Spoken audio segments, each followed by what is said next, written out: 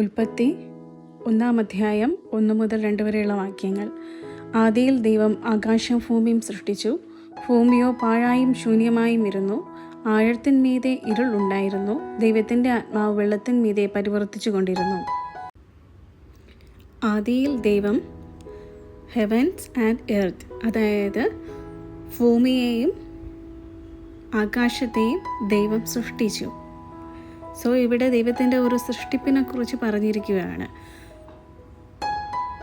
Genesis 1:1 ദൈവത്തിൻ്റെ ഒരു സൃഷ്ടിപ്പിനെയാണ് നമുക്കിവിടെ കാണാൻ കഴിയുന്നത്. ദൈവം സൃഷ്ടിച്ച 2 കാര്യങ്ങളാണ് ഹെവൻസ് ആൻഡ് എർത്ത്.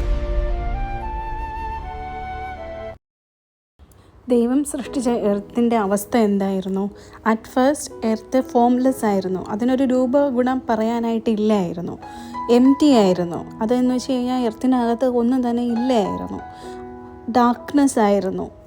ഇരുട്ട് വ്യാപരിച്ചിരുന്നു. സ്പിരിറ്റ് ഓഫ് ഗോഡ്, ദൈവത്തിൻ്റെ ആത്മാവിൻ്റെ പ്രസൻസ് എർത്തിലുണ്ടായിരുന്നു. പിന്നെ വേറെ ഒന്നും കൂടെ ഉണ്ടായിരുന്നു, ജലം, വാട്ടർ. ഇത്രയും കാര്യങ്ങൾ ദൈവം ആദ്യം സൃഷ്ടിച്ച എർത്തിൽ ഉണ്ടായിരുന്നതാണ്. നമ്മളിതെന്തിനാണ് പഠിക്കുന്നത്? നമ്മൾ ആദ്യമേ പറഞ്ഞു, ദൈവ സൃഷ്ടിപ്പിൽ 2 കാര്യങ്ങൾ ആദ്യം ഉളവായി. ഒന്ന് എർത്ത്, ഒന്ന് ഹെവൻ.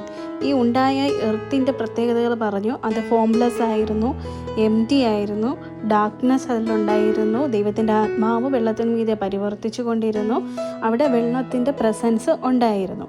സോ ഇത് പറയുന്നത് എന്തെന്ന് വെച്ച് കഴിഞ്ഞാൽ, നമ്മൾ ഈ തിയറി, ഈ കോൺസെപ്റ്റ്, ജനസിസ് 1 and 2 ഈ കോൺസെപ്റ്റാണ് പറയുന്നത്. ഈ കോൺസെപ്റ്റിനെ നമ്മൾ ബൈ ഹാർട്ട് ചെയ്യുക. എപ്പോഴും നമ്മൾ വചനം പഠിക്കുവാൻ ഈസി ആ കോൺസെപ്റ്റ് എന്താണെന്ന് ബൈ ഹാർട്ട് ചെയ്യുക. അതിനുശേഷം വചനം കണ്ടിന്യൂസ് ചെയ്ത് റിപ്പീറ്റ് ചെയ്ത് വായിക്കുക. നമ്മൾ വചനം കാണാതെ പഠിക്കുമ്പോൾ നമുക്ക് ഡിഫിക്കൽട്ടി ഫീൽ ചെയ്യും. പക്ഷെ അതിലുള്ള ഉള്ളടക്കം എന്താണെന്ന് പഠിച്ചതിന് ശേഷം റിപ്പീറ്റ് ചെയ്ത് വചനം വായിച്ചു കൊണ്ടിരിക്കുമ്പോൾ തന്നെ നമ്മുടെ മെമ്മറിയിൽ അത് സ്റ്റോറായിട്ട് വരും. സോ ഈ വാക്യങ്ങളെല്ലാം നിങ്ങളെല്ലാം പഠിക്കുക. നെക്സ്റ്റ് നമുക്ക് ഇതിൻ്റെ തുടർച്ചയായിട്ട് കുറച്ച് കാര്യങ്ങൾ നമുക്ക് പഠിക്കാം.